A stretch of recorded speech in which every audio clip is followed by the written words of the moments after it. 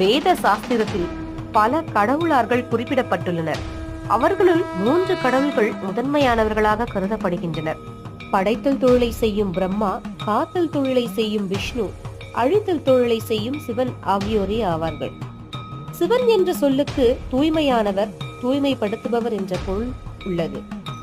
குற்றம் செய்பவர்களை தன்னுடைய நெற்றிக்கண்ணால் தண்டிக்கும் சிவபெருமானுக்கு ஐயப்பன், விநாயகர், முருகன் என 3 மகன்கள் இருப்பது தெரியும். சிவபெருமானுக்கு 3 மகள்கள் உள்ளனர் என்பது உங்களுக்கு தெரியுமா? தெரிந்து கொள்வோம்.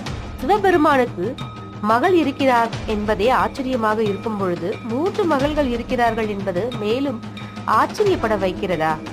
அசோக சுந்தரி, ஜோதி, வாசுகி என்பதே அந்த 3 மகள்களின் பெயர்களாகும்.